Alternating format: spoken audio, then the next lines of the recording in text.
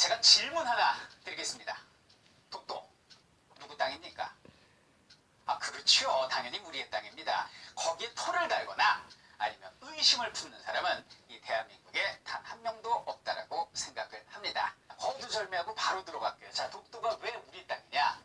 첫 번째는 바로 우리가 실효적으로 지배를 하고 있기 때문이다. 이런 얘기입니다.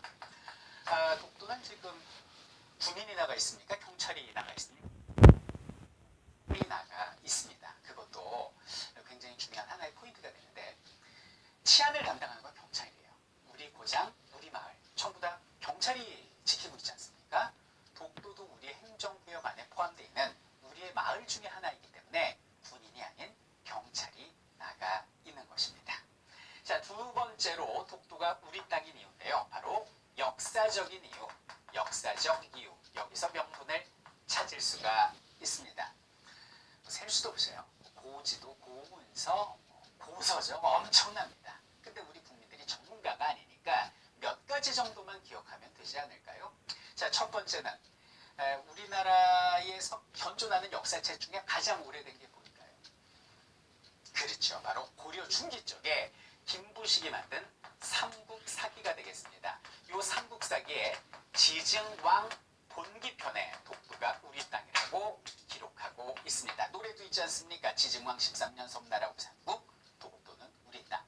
자, 이 외에도 또 노래 있는데 뭐 있어요? 그렇죠. 세종실록 지리지 50페이지 셋째 줄, 독도는 우리 땅 나오죠. 자, 여기는 세종실록 지리지에도 기록돼 있고 조선시대 전기적인 지리서인 통구교지 승람을 비롯한 수많은 역사서와 고문서 지도에서 기록하고 있다는 것입니다. 또 근간에는요 1900년이었습니다. 이때 우리나라가 대한제국 시절이었는데 우리 고종 황제께서 칙령을 발표하셨어요. 칙령 41호에 따르면 울릉도를 군으로 승격시키고 독도를 부속도서로 천명하심으로써 세계 망망의 독도가 우리 땅임을 강조를 하셨다는 것입니다. 그래서 이런 서적들 그리고 이런 칙령 정도 요 정도만 알아두면 세계 어느 나라 사람 그리고 일본과 우리가 1대1로 만나서 논쟁, 언쟁이 벌어졌을 때도 충분히 그들을 설득시킬 수 있다는 걸 말씀드리고 싶습니다. 자, 그래서 독도가 왜 우리 땅인지 그 이유에 대해서 살펴봤고요. 자, 이제 본격적으로 독도의 역사에 대해서 한번 이야기해 보도록 하겠습니다. 독도는 이제 신라시대 때 그 지증왕 때죠. 그때 울릉도가 이게 나라였습니다. 우산국이라고 해서 우산국을 신라가 점령을 함으로써 그 부속도서인 독도도 우리 땅이 된 거예요. 이제 일본이 독도를 침탈하기 시작한 게 언제냐면 이제 조선시대였습니다. 이때 이제 우리나라의 공도 정책이 하나의 그 배경이 됐죠. 공도라는 건 성을 비운다는 뜻인데 이 조선시대 때요. 제가 실제 독도를 가봤거든요. 근데 매번 어떤 계획이 취소가 됐었어요. 그 이유가 뭐냐면 조금만 바람 불면 파도가 심해가지고 이 섬을 갈 수가 없습니다. 그래서 제가 5번째 어렵게 독도에 발을 디뎠어요. 근데 지금도 들어가기 힘든데 조선시대 때는 어떻겠어요? 죄인들이 죄를 짓고 울릉도 독도를 다 숨어버립니다. 그럼 잡을 길이 없어요. 그리고 여기서 뭐 비바람이 뭐 부는 바다 그러면서 핑계를 대고 세금을 안 내는 겁니다. 왕들은 짜증이 났습니다. 야, 섬 비워. 섬 비우고 너희 다 육지 와서 농사 짓고 살아. 이래버린 거죠. 요것이 바로 공도 정책이 됩니다. 자, 그러니까 일본인들이 이제 배 타고 온 거예요. 왔는데 사람 안 살거든. 안 오. 무인도노 그러면서 여기 이제 금을 내리고 여기서 이제 물고기를 잡아 먹어버리는 거죠. 물고기뿐만 아니라 이제 독도에 뭐가 있었냐면 여러분들 얘가 뭐예요? 귀엽게 생기네. 그렇죠. 이걸 뭐라고 부르냐면 강치라고 부릅니다. 물개과죠. 강치인데 여기는 강치까지 일본 어부들이 전부 다 그냥 잡아 드셔버린 거예요. 자, 근데 우리나라 최초로 독도가 우리 땅임을 일본에 소리친 분이 계십니다. 그분이 바로 조선 후기 숙종 때, 이 숙종이라고 하면 이제 장희빈 남편인데요. 숙종 때 바로 안용복 님이 되시겠습니다. 안용복님 같은 경우는 이제 부산에 살았던 걸로 추정이 되는데 이분의 신분이 노비였습니다. 국가에 소속된 관노비가 아니고요. 개인한테 소속된 산노비 출신이 안용복이었는데요. 이 경상도 지역에서 조업을 하다가 일본 어부들하고 마찰이 생긴 거예요. 우리 바다에서 너 왜 물고기질이야? 여기는 안용복이 2차례 일본을 가게 되는데요. 첫 번째 도일은 라오치였습니다. 끌려간 거예요.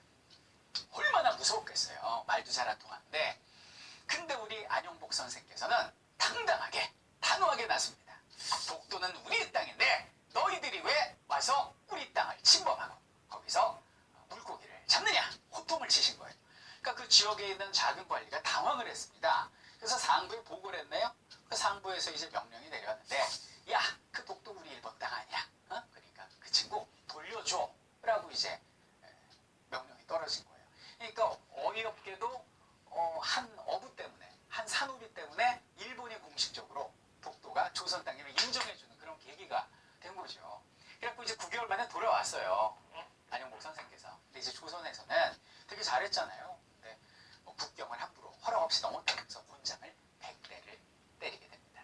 자, 근데 이 안영복 사건은 조선의 파문을 일으킵니다. 아, 그렇구나. 이 독도 일본인들이 조업을 하고 있구나. 우리가 좀 단속을 하자. 그래서 조선 정부가 어떤 독도가 우리 땅임을 다시 한번 인식시키고 관리하게 되는 이제 계기가 됐어요. 근데 문제는 안영복은 궁금했습니다. 그럼 정말 양국 간의 합의가 잘 돼서 일본 어부들이 이제 조업 안 하나? 내가 감시를 해야지. 그래갖고 수십 척 배를 이끌고 어민들하고 독도 근해를 찾은 거예요. 봤더니 일본 어부들이 거기서 물고기를 잡고 있습니다. 야, 이놈들아 뭐 하는 거야? 이거 약속하고 다르잖아. 그러면서 2차 도의를 하게 됩니다. 일본에 갔어요. 갔는데 본인의 신분이 노비라는 게 알려지면 일본인들이 우습게 볼 거 아닙니까? 그래서 본의 아닌 거짓말합니다. 나 울릉우산 양도 감세관이야. 나 조선의 관리인데 당신들 잘못하는 거 아닙니까? 그리고 거기서 또 가서 그냥 호통을 또 치시고 돌아오게 됩니다. 자, 근데 돌아오는 그를 기다리고 있는 건 조선의 군졸들이었습니다. 그래서 공무원을 사칭했다고 해서 사형 선고가 내려지게 되고요. 다행히 여러 감면 상소가 올라와서 유배형으로 끝났던 이분이 바로 독도 지킴이, 독도의 수호천사, 바로 안용복 선생님이셨습니다. 자, 그리고 세월이 지나요. 세월이 지나고 1905년에 우리가 독도를 일본에게 빼앗기게 되는데, 자, 노래 보면 나오지 않습니까? 러일 전쟁 도중에 임자 없는 땅이로 있고 뭐 이렇게 노래에 나오잖아요. 우리 영토 중에 가장 먼저 일본에게 병탄된 지역이 바로 독도가 되고요. 우리가 뭐 항의를 할 겨를도 없이 5년 뒤에 우리는 일본한테 나라를 빼앗기게 됩니다. 국권비탈이 1910년이에요. 그래서 이때부터 35년 동안 일본 제국주의에 의해서 우리가 강제로 지배를 당하게 되죠. 그러다 독도를 우리가 다시 찾은 것은 1945년 빛을 다시 본 광복과 함께였습니다. 연합군이 돌려줬어요. 그래서 연합군의 스태핑 문서 677호에 의해서 독도를 우리가 돌려받게 되는데, 하여튼 우리가 좀 힘이 없고 정신이 없으면 일본은 그 틈을 이용해서 독도를 빼앗으려고 합니다. 그 대표적인 예가 1953년이었죠. 53년에 우리나라에 어떤 일이 있었습니까? 그렇죠. 바로 6.25가 끝나던 해였습니다. 3년 전쟁 때문에 우리나라가 완전 초토화되어 있었거든요. 요 틈에 일본의 순시선이 우리 독도에 상륙을 한 거예요. 가만둘 수 없지 않습니까? 그래서 당시에 홍순칠 대장님이란 분이 우리 울릉도 주민들하고 힘을 합칩니다. 그래서 독도 수비대를 만들어요. 그래서 저기는 일본 순시선과 총격전 끝에 그들을 몰아내게 됩니다. 불교에서 말하는 환생이 있다면 제가 볼 때는 안용복 선생님께서 환생하신 분이 아닌가라는 생각을 해보는데, 이분이 또 제2의 독도 지킴이었습니다. 자, 그러다가 이제 1998년에 체결된 신한일 협정이 됩니다. 자, 이게 무엇인고 하니, 여러분들 영해라고 아시죠? 우리나라 영토로부터 이제 22km 정도 떨어진 곳까지가 우리나라 영해가 됩니다. 그거를 12해리라고 하죠. 근데 그 12해리 이후를 200해리까지 배타적 경제수역이라고 해서 암묵적으로 이제 우리의 영해로 봐주거든요. 그러면 우리나라의 배타적 경제수역이 있고 일본의 배타적 경제수역이 있는데 이게 서로 넘어가게 됩니다. 사이가 좁다 보니까. 그럼 우리는 일본하고 사이의 어떤 경계선을 정해야 될 거 아니에요. 이 과정에서 일본 영해에 대화태어장이라고 있습니다. 플랑크톤도 풍부하고요. 황금어장이에요.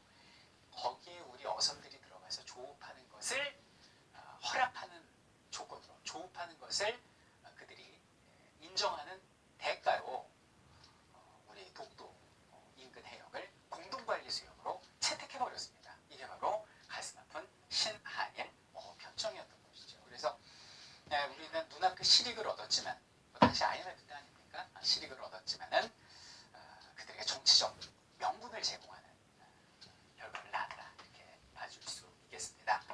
자, 이런 상황에서 이제 일본의 독도에 대한 야욕은 지금 불타오르고 있습니다. 제가 일본 시마네 현에 가서 무작위로 이제 고등학생들한테 인터뷰를 했어요. 10명 인터뷰를 했는데 충격받았습니다. 竹島に近い日本のものです。日本竹島って日本の領土日本 10명 중에 9명이 그들 표현으로 다케시마는 우리의 땅인데 한국이 군사력을 이용해서 불법 점령하고 있다. 우리가 어른이 됐을 때 힘을 길러서 그걸 다시 찾아와야 된다라고 학교에서 배웠고 자기는 그렇게 생각한다라고 얘기를 하더라고요. 10명 중에 9명이. 남은 한 명은요. 알 수 없는 놈이라고 침 뱉고 가더라고요. 나쁜 놈이었어요. 뭐 어쨌든 너무 충격을 받았어요. 근데 이 문제는 뭐냐면 2015년부터 일본 초등학교 5학년, 6학년 사회 역사 교과서에 6종입니다. 국가에서 정한 국정한권이 아니라 각 출판사에서 기준을 통과한 이걸 범인정이라고 그러는데 범인정 역사 교과서가 6권이에요. 그래서 거기서 각 학교마다 한 권씩 이렇게 채택하는 이런 방식인데 모든 사회교과서 역사 파트에 독도를 한국이 불법으로 점령하고 있다고 기술을 한 거예요. 그게 통과가 됐습니다.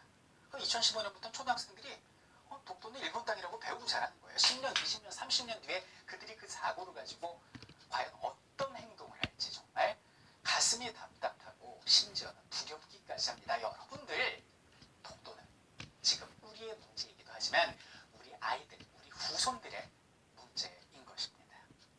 자, 그럼 우리가 독도에 대해서 어떻게 대처를 해야 되느냐? 많은 뜻 있는 민간단체와 그리고 정부에서는 독도를 지키기 위한 노력들을 하고 계시는데요. 뭐 정권이 여러 번 바뀌었지만은 일관된 그 정책은 조용한 외교입니다. 뭐냐면 일본은 자꾸 국제사법재판소로 끌고 가려고 그러는 거죠. 근데 우리가 미쳤습니까? 거기 왜 끌려가요? 독도가 우리 땅인데 가서 재판받을 이유가 없잖아요. 그래서 우리는 외면을 합니다. 정중하게 까는 것이지요. 그리고 안으로는 우리가 독도에 끊임없는 관심과 사랑을 가지는 거예요. 자, 그런데 마지막으로 일본이 독도를 자기네 땅이라고 이제 우기는 이유, 어떤 이유가 있을까요? 바로 경제적 실익 때문입니다. 독도의 그 경제적 가치를 따져봤는데요. 유형과 무형의 가치를 포함해 봤더니 얼마나 될까요? 독도의 경제적 가치. 무려 12조 5천억 원입니다. 크게 나눠보면 첫 번째 이제 관광에서 오는 이득이 있을 수 있고요. 두 번째는 뭐냐면 해양 자원에서 오는 이득이 있을 테고요. 이 세 번째가 바로 메탄 하이드레이트입니다. 좀 생소하시죠? 메탄 하이드레이트라는 게 뭐냐면 얼음인데 불이 붙는 얼음이에요. 이게 미래의 천연 자원입니다. 이제 우리나라 산유국까지 되는 거예요. 근데 지금 당장은 석유도 있고 아직은 좀 기술적으로 이것을 상용화하는데 조금 시간이 필요하거든요. 그래서 지금 당장은 움직이지 않고 있지만 석유가 떨어진, 천연가스가 떨어진 가까운 미래는 이것이 우리의 대체 에너지라는 건데 이 메탄 하이드레이트가 무한정으로 묻혀있다는 거 아닙니다. 그죠? 이것을 빼앗아가려고 일본이 자꾸 어거지를 쓰고 우기는 거죠. 여러분들, 우리 선조들이 독도를 잘 가꾸고 우리에게 물려주었듯이 우리는 여러분의 독도를 잘 가꾸어서 잘 지켜서 우리 후손 아이들에게 물려줘야 할 것입니다.